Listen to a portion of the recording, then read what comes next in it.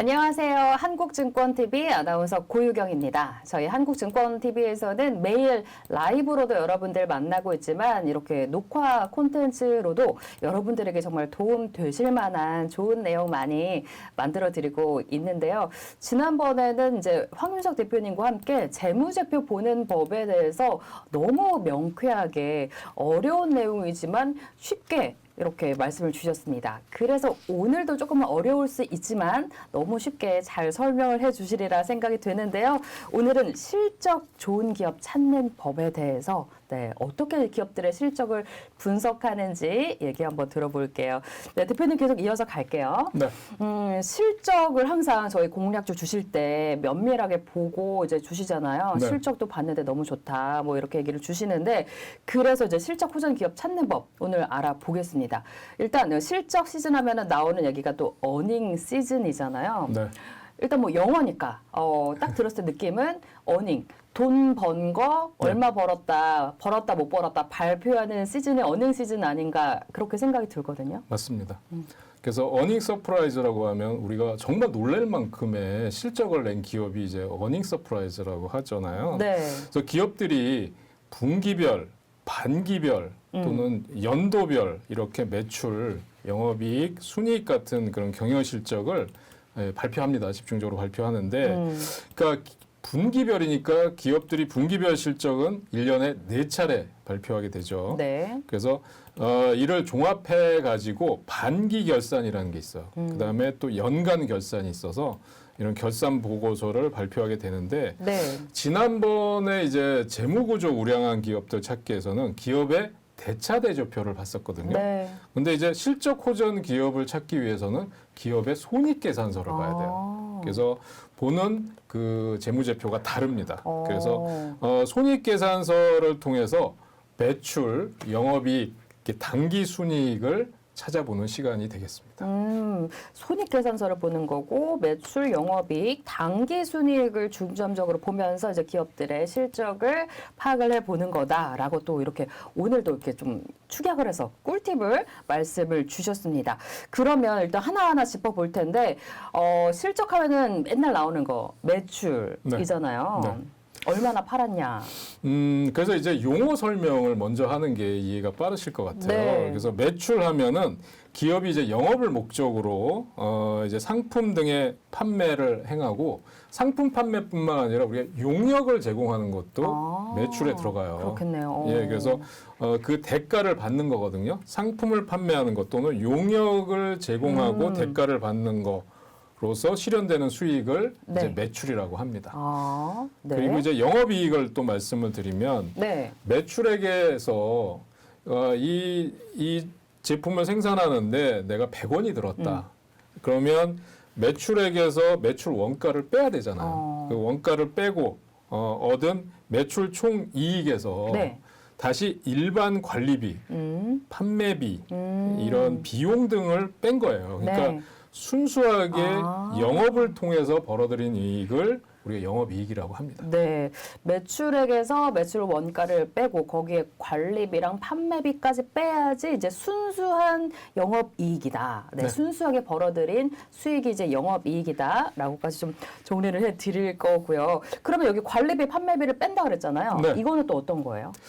일반 관리비, 판매비 같은 거는 이제 상품의 판매 활동을 하거나 기업의 유지 관리하는 데 필요한 비용이에요. 그래서 어떤 것들이 여기 속하냐 봤더니 인건비, 그다음에 세금, 각종 공과금, 감가상각비, 광고 선전비 등이 여기에 해당합니다. 네. 일반 관리비 뭐 포함되는지 예상했던 거 다 포함되네요. 인건비, 세금, 공과금, 감가상각비 그리고 광고 선전비까지 일반 관리비 이제 판매비에 포함이 됩니다. 그리고 또 여러 가지 있잖아요. 뭐 외상 매출금? 네. 외상 매출금. 외상 매출금은 이제 매출을 했는데 돈을 못 받은 거죠. 외상으로 준 거예요. 네, 그다음에 받으러움. 네, 그다음 미수금, 돈을 줬는데 못 받은 것도 다 못 받은 미수금이죠. 거. 네, 그래서 그런 거 회수가 불가능한 채권들이 있잖아요. 이런 것들은 비용으로 처리하는 대손상각이라고 합니다. 그러니까 이거는 그러니까 받아야 될 돈인데 못 받으면 손실이나 비용으로 처리를 해버리는 거예요. 예, 그래서 그런 것들도 포함이 돼야 되고요. 또 최근에 경영 사정이 안 좋아지면서 인원을 감축하거나 부서 통폐합 또는 구조조정 이런 거 있잖아요. 그런 결과도 사실은 반영이 됐다고 할 수 있겠습니다. 네, 이렇게 또 이제 받을 돈까지 짚어봤고, 손익계산서에서 매출, 영업이익, 당기순이익을 봐야 된다 얘기 주셨는데 지금 매출과 영업이익 봤고요. 그 당기순이익 이거 뭔가요? 당기순이익은요, 일정 회계 기간 동안에 발생한 기업의 전체 수익에서 비용을 차감한 금액인데, 그러니까 제가 예를 한번 들어보면, 그러니까 물건을 팔거나 용역을 제공해서 얻은 그 이익이 아니에요. 네. 그러니까 예를 들어서 내가 코인 투자를 했는데 대박이 났어요. 그러면 이거는 기업이 투자를 한 거예요. 개인이 투자를 한 게 아니라 기업 명의로 투자를 했는데 대박이 났다. 그러면 이건 영업이익이 아니라 영업이익이 영업 외 이익이 되는 겁니다. 영업 외 이익은 당기순이익에 포함이 돼요. 예, 그래서 영업이익과 영업의 이익을 다 합친 게 당기순이익이에요. 예, 그래서 당기순이익은 해당 기간 동안의 순이익이 난다. 그래서 이제 어떤 경우를 보면 영업이익은 굉장히 잘 나왔는데 당기순이익은 적자가 나는 경우가 있어요. 또 반대예요. 영업이익은 적자가 났는데 당기순이익은 또 굉장히 잘 나온 경우가 있어요. 네. 좀 전에 말씀드린 영업 외 이익 때문에 그런 결과가 나타나는 겁니다. 네, 그 단기 순이익 하면은 이렇게 발음상 약간 짧은 기간 동안 수익이 아니고 단기 순이익 이런 네. 생각을 자꾸 했었는데 네. 당이죠, 당. 당입니다. 해당 기간 동안의 순이익 난 거를 단기 순이익이라고 하고요. 어떻게 계산이 되는지도 지금 한번 다시 짚어드렸습니다. 그리고 이제 뭐 실적 얘기할 때 항상 또 얘기 나오는 거, 주가 상승의 모멘텀이 되기도 하는 게 바로 실적 턴어라운드입니다. 실적이 턴어라운드 됐다. 말 그대로 이제 실적이 안 좋았다가 이제 좋아지기 시작했다. 뭐 이런 거 아닐까요? 그렇습니다. 그러니까 여태까지는 쭉 적자였어요. 영업이익이 적자였는데 갑자기 이제 흑자로 바뀌었다는 거예요. 그러니까 이런 경우는 주가의 상승폭이 굉장히 크겠죠. 그러니까 뭐 적자를 뭐 10억 정도 적자했다가 30억 흑자로 늘었다 이런 경우가 아니고 예를 들면 뭐 3년 내내 영업이익이 적자였는데 뭐 50억, 100억 적자였는데 갑작스럽게 매출이 급증하고 이러면서 100억 흑자로 돌아섰다.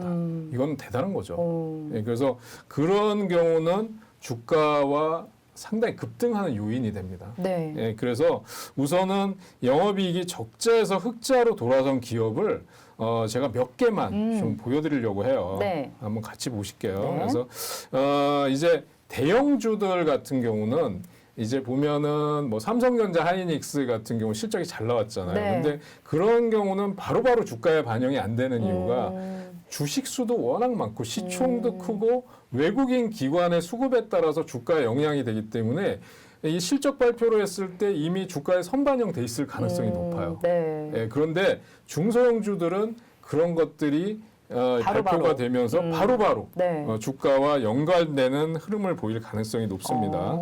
그래서 오늘은 제가 셀바스 AI라는 종목을 한번 보여드리려고 해요. 네. 그래서 셀바스 AI라는 종목을 보시면 이 종목은 이제 음성지능, 그다음에 필기지능, 그다음에 영상지능과 같은 핵심 기술을 바탕으로 한 인공지능 솔루션 관련 업체예요. 그래서 여기를 한번 쭉 보시면 자 이제 보면은 3년 연속 영업이익이 적자였어요. 2018년도에 171억 적자, 2019년도에 62억 적자, 그다음에 2020년도에 15억 적자였어요. 네. 그런데 2021년도에 56억 흑자로 돌아섰고요. 그다음에 매출액을 보면 356억, 394억, 그다음에 348억인데 486억으로 매출도 늘면서 영업이익도 흑자로 돌아섰습니다. 네. 그럼 이런 기업들이 그러면 주가는 어떻게 됐을까요? 이렇게 물어보시는 분들이 있는데 주가를 보시면 주가도 지금 여기서 확 돌아서는 움직임이 나타나고 있잖아요. 네. 실적 발표 이후에 주가가 확 돌아서면서 지금 계속 뭐 러시아 우크라이나 사태 그다음에 미국의 금리 인상 때문에 시장이 급등락하는 가운데서도 여기서 보면 양봉, 음봉에서 계단식 상승이 나타나고 있습니다. 그래서 네. 실적 턴어라운드 기업들이 주가도 역시 강한 흐름을 보여준다라는 걸 알 수가 있고요. 네. 또 하나 이제 잘 아시는 기업인데요. 비덴트라는 기업을 한번 보시도록 하겠습니다. 우리에게 여러 번 이익을 줬죠. 네, 비덴트는 잘 아시죠? 빗썸 얘기하면 금방 아실 것 같고요. 네. 이제 가상화폐 거래소 지분을 갖고 있고요. 그래서 여기서 보면 비용 절감을 통한 실적 개선이다 이렇게 지금 나왔는데요. 지금 보면은 2년 연속 적자였어요. 근데 지금 아직은 2021년도 실적이 지금 전체 연간 실적이 발표가 되지 않았습니다. 4분기 실적이 안 나오는 바람에. 근데 18억, 40억, 65억 적자였는데 올해는 이제 흑자로 돌아설 걸로 예상이 되고 있고 매출도 전년 대비해서는 크게 늘어날 걸로 예상이 네. 되는데 빗썸 홀딩스 뭐 지분을 갖고 있다. 여기서 나오는 실적 전망이 굉장히 좋다. 이런 뉴스가 나왔었어요.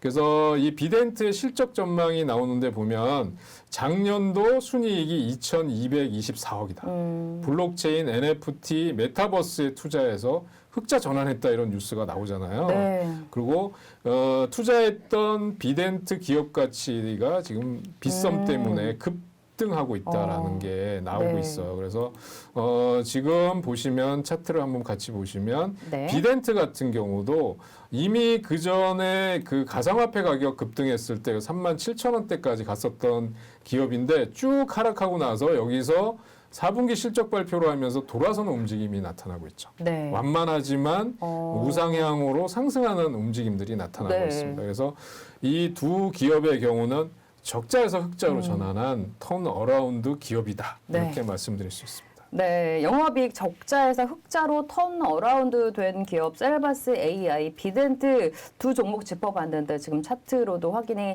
되는 모습이 실적 턴어라운드와 함께 주가도 턴어라운드 되는 그런 차트를 볼 수가 있었습니다. 실적 턴어라운드 외에도 또 더 좋은 거 있죠. 사상 최대 실적이다. 실적 발표와 함께 또 공시, 뭐 뉴스 기사 이런 걸로 많이 볼 수가 있는데 이들 기업도 한번 예시를 짚어볼까요? 네.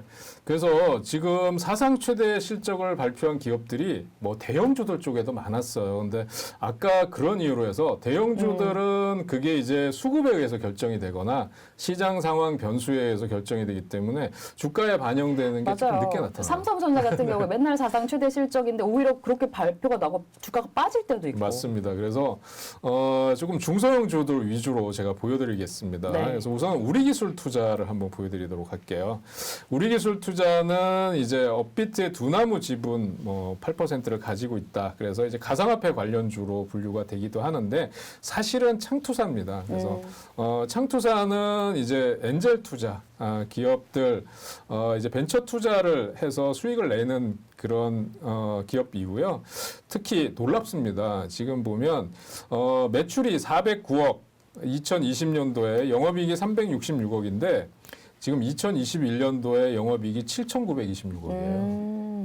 그리고 이거를 지금 언제부터 했냐면 3분기에 영업이익이 2,498억, 4분기가 4,259억이에요. 네. 그러니까 3, 4분기 두 분기 만에 영업이익 7천억이 넘게 된 거예요. 그러니까 어마어마한 폭발적인 성장을 했는데도 주가는 그러면 여기에 걸맞게 급등이 나와야 되는데 그러면 어떻게 되고 있나 한번 봤더니 네. 주가는 지금 완만한 상승이에요. 그러네요. 예, 네. 왜 그러냐면 가상화폐 관련주로 분류가 돼 있기 때문에 가상화폐 가격에 따라서 급등락을 하는 겁니다. 그런데 보면 여기서 완만한 상승세로 저점을 높여가고 있는 게 보이실 거예요. 네. 그래서 제가 이제 그 라이브 시간에도 굿모닝 증시 라이브 시간에도 가상화폐 관련주로 우리기술 투자나 비덴트를 많이 추천을 해서 네. 또 수익 실현도 하고 현재 또 보유도 하고 있는 그런 종목들인데 네. 이 지금 추가적인 상승 여력이 아직도 굉장히 높다고 볼 수 있습니다. 네, 그래서 아침에도 저희한테 그런 얘기 살짝 저한테 많이 주셨는데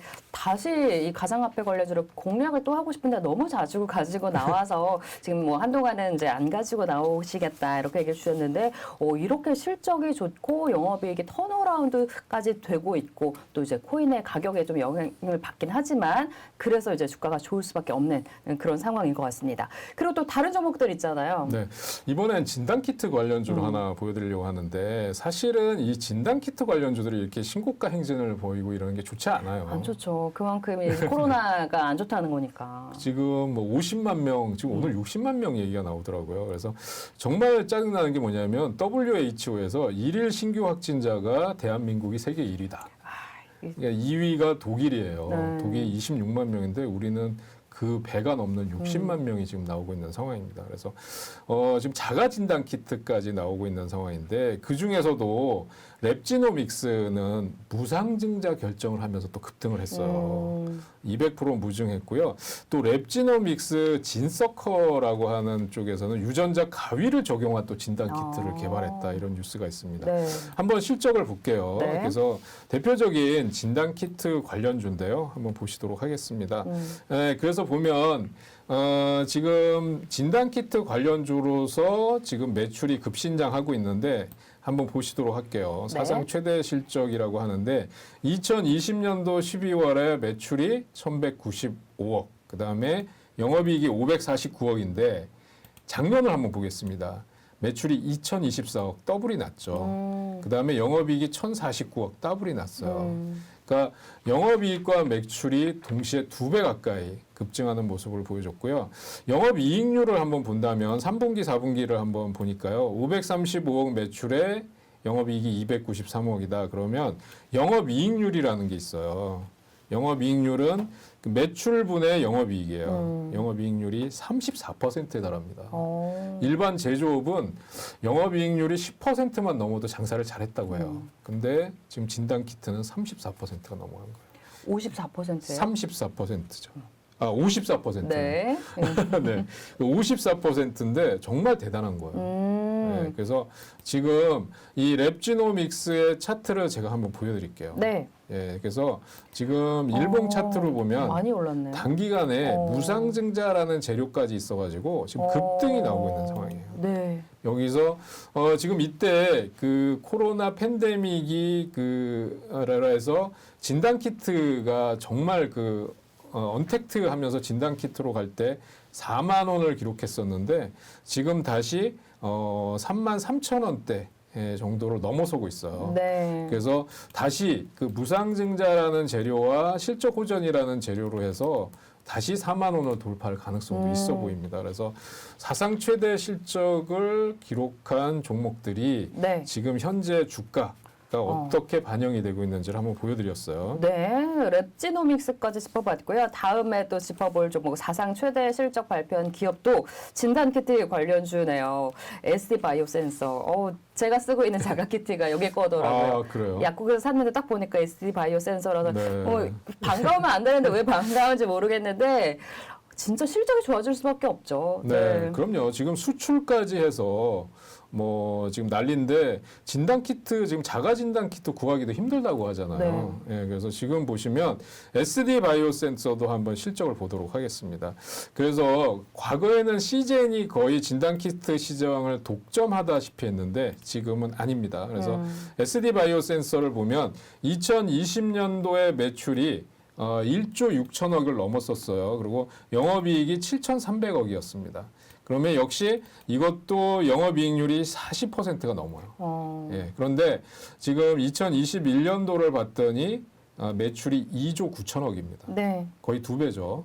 그 다음에 영업이익은 1조 3천억이 넘어요. 거의 2배입니다. 그리고 지금 여기서 보면 아직 영업이익률 보면은 36%인가. 예, 그리고 지금 3분기, 4분기 실적까지 보면 30%에서 40%의 영업이익률을 기록을 하고 있어요. 네. 그러면 엄청난 겁니다. 장사 너무 잘하는 거죠. 그래서 차트를 통해서 한번 보시면 최근에 지금 일봉으로 보면 아까 보셨던 이제 랩지노믹스보다는 상승 탄력이 약하지만 일봉에서 보면 다시 바닥을 찍고 터닝하는 거. 왜 그러냐면 이때 너무 급등을 했었어요. 네. 예, 그래서 이때가 2월 달이었는데 이때 너무 급등을 하고 나서 조정받고 다시 완만한 상승으로 돌아가고 있습니다. 그래서 사상 최대 실적이 나왔다. 그러면 이렇게 한번 슈팅, 폭발을 한다는 거 네. 차트를 통해서 한번 확인하셨습니다. 네, 차트 SD 바이오 센서까지 사상 최대 실적 발표 후에 또 주가 어떻게 움직이는지 체크해봤습니다. 그 외에도 이제 실적 관련해서 공시, 뭐 뉴스 이런 거 보다 보면은 뭐 이번에는 좋았지만 다음에는 조금 뭐 부진할 것 같다 이런 전망도 나오고 리포트도 우리 많이 볼 수가 있는데 분기별 최고 실적 이후 이제 다음 분기의 전망이 악화된다. 뭐 주가 당연히 하락할 수밖에 없겠죠. 네, 그래서 지금 그 수주라든지 이런 걸로 하면 우리나라 조선업계가 지금 최고다 이런 얘기가 나오잖아요. 네. 그런 거 이제 철강 가격이나 이런 원자재 가격이 급등해서 자동차나 조선 쪽은 좀 앞으로 전망이 불투명하다 이런 뉴스가 나와요.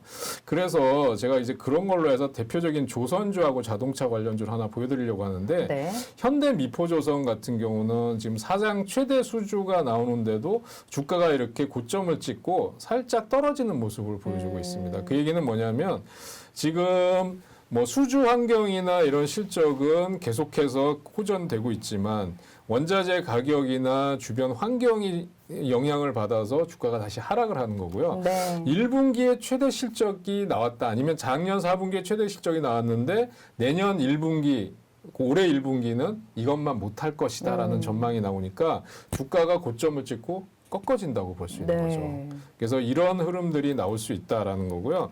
또 자동차 관련주 중에서는 지금 현대차 같은 경우는 계속 파고 들어가졌다는 거예요. 네. 그래서 제가 오늘은 기아를 보고 말씀드리려고 하는데 기아가 조금 더 낮긴 해요. 네. 그런데 지금 이 자동차 관련 경우는 이 철강 가격이나 원자재 가격 급등이라는 악재도 있지만 반도체 가격 쇼티지라고 하는 문제점도 있기 때문에 제대로 생산을 해놓지 못했잖아요. 그래서 그것 때문에 문제가 됐었고 그다음에 또 러시아 우크라이나 전쟁으로 인해서 기술주들 하락폭이 컸고요.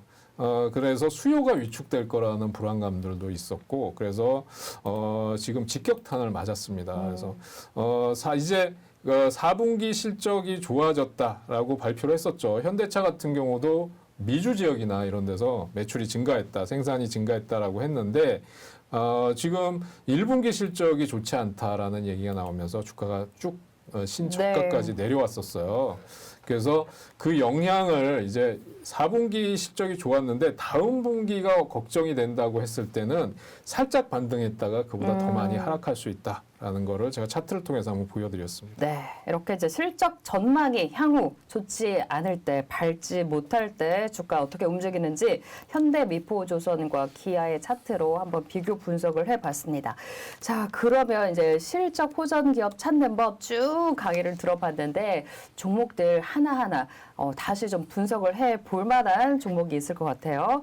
LG 이노텍 같은 경우 진짜 너무 좋은 전망 나오고 주가도 너무너무 좋다가 요즘에는 조금은 네. 조용한 것 같아요. 네. 그러다가 지금 1분기에 역대급 실적이 나온다. 이런 뉴스가 지금 최근에 계속됐어요. 그래서 LG 이노텍 뭐 50만 원 간다, 100만 원 간다 이런 얘기가 그 나왔었죠. 작년 4분기, 3분기에 어마어마하게 나왔었잖아요. 네. 그래서 너무 좋다라는 얘기하는데 주가는 사실 뚜껑을 열어보니까 그렇게 좋지 않았어요. 근데 지금 1분기가 비수기인데 지금 보면 영업이익이 3,633억, 시장 예상치가 3,164억인데 그거보다도 15%나 더 좋게 나올 거다. 이런 얘기가 있었어요. 네. 그래서 그러면서 지금 주가가 급등을 하고 있는데 우선 실적을 통해서 한번 보시도록 할게요. 네. 그 LG 이노텍의 경우는 지금 애플 매출향이죠. 애플과 관련된 지금 매출이고요. 더군다나 회로 기판 그다음에 또 그 자율주행차 관련해서 그런데 지금 이제 작년도 매출이 16조 3천억이었습니다. 그리고 영업이익이 1조 4천억이었어요. 그리고 아까 보신 대로 지금 1분기, 지금 4분기에 영업이익이 3,200억인데 1분기가 비수기예요. 여기서 보면 1분기에 영업이익이 1,539억 정도, 1,519억 정도가 나왔잖아요. 근데 네. 올해 1분기가 3,633억이 나온다는 거예요. 그래서 시장 예상치를 상회하다가 보니까 어닝 서프라이즈다. 이런 분석이 나오면서 주가가 조정을 받다가 다시 치고 나가는 강한 흐름을 보여줬어요. 그러니까 네. 아까 보신 대로 4분기까지의 실적도 좋았지만 1분기가 더 좋다 이거예요. 이건 아까하고 반대되는 경우죠. 네. 그러니까 다시 신고가를 향해서 지금 질주하고 있는 상황입니다. 외국인 기관의 쌍끌이 매수까지 들어오고 있고요. 네. 아이폰과 관련된 수요가 급증할 거다라는 전망까지 있어서 지금 외부 변수에 상관없이 그냥 신고가를 향해서 달리고 있는 중이죠. 네, 너무 좋았다가 조금은 쉬었던 LG 이노텍 실적 어닝 서프라이즈가 나왔고요. 다음번 실적이 더 좋을 거다. 이런 전망과 함께 네, 주가 계속해서 이제 오르고 있는 그런 실적 호전 기업으로 한번 살펴봤습니다. 그리고 이제 다른 종목들 한세시업이나 영원무역 같은 종목들인데 이제 OEM 업체, 조선주, 해운주도 슈퍼사이클이 왔다 하는데 OEM 업체도 이제 슈퍼사이클이 온 건가요? 네, 그렇습니다. 그러니까 중국이 지금 코로나 확산으로 인해서 락다운이 되고 있고, 뭐 전쟁이 일어나고 그런 상황에서도 의류 OEM 관련주들은 뭐 관계가 없다는 거예요. 이거는 뭐 온라인 주문이라든지 이런 것들이 지금 그쵸. 뭐 계속 잘 되고 있는 상황이니까 그래서 한세실업 영원무역이 대표적인 기업들이다 이렇게 지금 시장에서 분석을 하고 있는데요.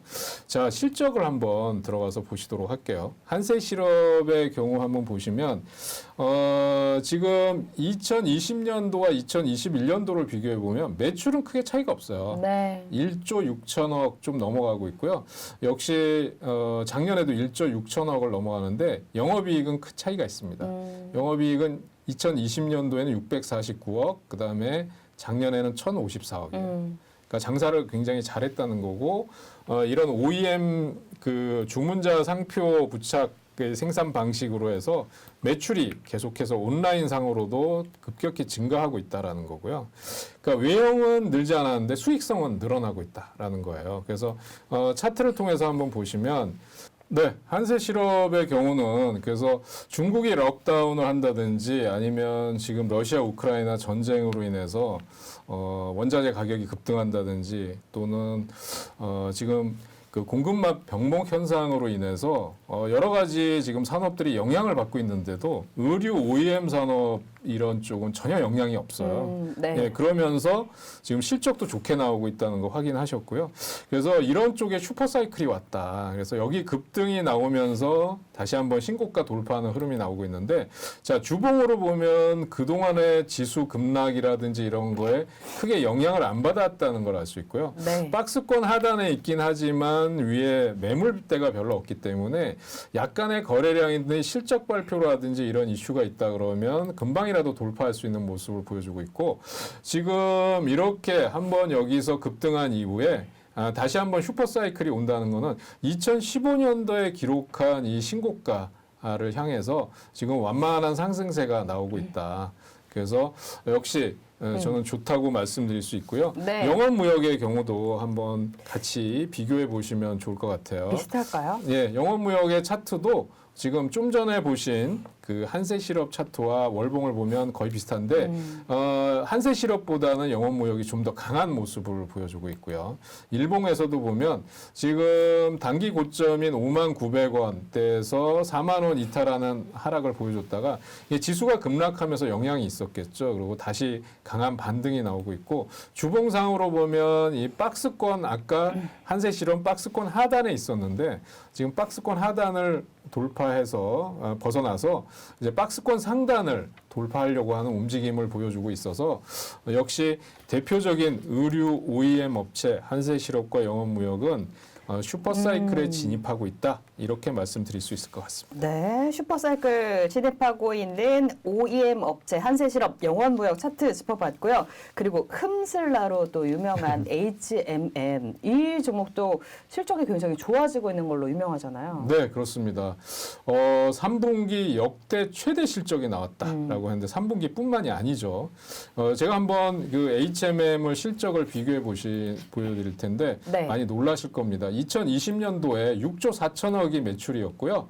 영업이익이 9,800억이었습니다. 그런데 작년 기준으로 보니까 매출이 13조 7,900억이니까 매출 더블 났고요. 그다음에 영업이익은 7조 3천억이니까 이거는 7배가 났어. 그러니까 엄청납니다. 그리고 지금 3분기, 4분기를 기준해서도 봐도 한 분기의 영업이익이 2조 2천억, 2조 6천억이 났으니까 그 이전 1, 2분기와 비교를 하면 분기에 벌써 2배 이상의 영업이익이 났다. 네. 폭발적인 수익이 난 거고요. 해운 운임 급등, 그다음에 이런 거와 관련이 돼서 엄청난 실적이 나왔던 슈퍼사이클에 진입을 하고 있습니다. 지금 이제 일봉을 보시면 주가가 단기간에 2만 1,000원대부터 시작해서 3만 7천원대까지 상승한 다음에 눌림목 구간을 주고 있어요. 네. 그래서 지금 구간은 HMM을 지금 주봉에서 보시면 2만 원대 시작해서 지금 3만 원, 3만 5천 원대 갔다가 3만 2천 원대 조정을 받고 있는데 3만 원 초반이나 3만 2천 원대는 다시 들어가야 될 정도로 추가 상승 여력이 가능하다. 그래서 지금 월봉으로 보면 지금 여기서 꿈틀대는 거기 때문에 이게 슈퍼사이클이 왔다 그러면 사실상 추세적인 상승이 네. 지속적으로 이어갈 수 있다 이렇게 보여집니다. 네, 이렇게 해서 흠슬라 HMM 실적과 차트 한번 살펴봤습니다. 그리고 이제 철강주에 대해서는 뭐 이제 우려감도 있고 그런 상황인데 현대제철은 실적이랑 또 주가 차트 어떤지 확인해 볼게요. 네, 철강주들은 지금 뭐 실적이 다 좋고 대체적으로 가격 인상, 그다음에 원자재 가격 급등 때문에 지금 웬만한 산업은 철강과 다 연관이 돼 있다 이렇게 볼 수 있어요. 네. 포스코가 또 철강제 가격을 추가 인상을 한다고 공시를 했고요. 자, 현대제철의 경우는 지금 보시면 특히 현대차, 기아에 납품을 하고 있는 기업인데 보면은 2020년도에 매출이 22조 8천억, 영업이익이 2조 4천억이었습니다. 근데 지금 2022년도에 매출은 26조, 영업이익은 2조 2천억. 그러니까 전년도와 매출은 증가했는데 영업이익은 거의 비슷한 흐름을 보여주고 있는데요. 그러니까 이런 흐름인데 지속적으로 현대기아차라는 아주 확실한 그런 매출처가 있죠. 그래서 지금 이 제철 관련주들 쪽에 바닥을 치고 있긴 한데 슈퍼사이클이 왔다라는 걸 제가 보여드리는 건 뭐냐면 추세적으로 지금 일봉상으로는 바닥을 찍는 걸로 보였습니다만 주봉상이나 이제 월봉상으로 보면 지금 여기서 꿈틀거리면서 바닥을 찍고 터닝하려고 하는 움직임들을 보여주고 있어요. 네. 이런 철강주들 쪽에는 현대제철이 좀 무겁긴 한데 뭐 포스코라든지 중소형 철강주들 쪽의 흐름은 전반적으로 비슷하다라고 말할 수 있겠습니다. 네, 현대제철 짚어봤으니까 현대건설도 한번 짚어보도록 하겠습니다. 이제 건설주 또 정권 바뀌면서 굉장히 또 기대감이 있는 종목이잖아요. 네, 지금 현대건설 같은 경우는 지금 뭐 GS건설, 현대건설, 뭐 대우건설 같은 그 건설 대표주들, 그다음에 원전 공약과 관련해서 해외 원전을 수주하면 또 건설 관련주들이 또 같이 수혜주로 부각이 되고 있습니다.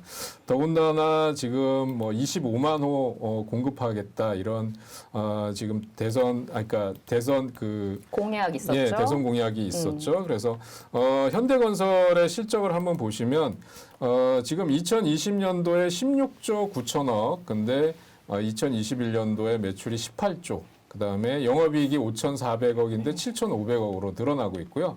그래서 현대건설은 계속해서 좋아지고 있다. 그래서 차트를 통해서 한번 보시면 지금 건설주들의 흐름이 완전히 바닥에서 45도 각도로 우상향을 하고 있다는 걸 아마 보시게 될 거예요. 네. 거래량도 실려주고 있고요. 그래서 이런 추세가 지금 쉽사리 꺾일 것 같지는 않다라는 거고요.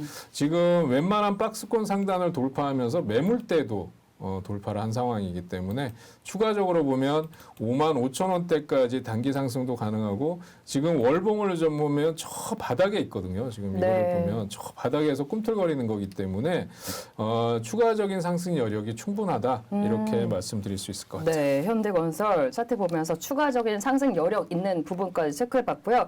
그리고 또 기대가 많은 종목이죠. 두산중공업. 저희 또 굿모닝 증시 라이브에서는 여러 번 공략해서 여러 번 수익을 냈던 종목이기도 합니다.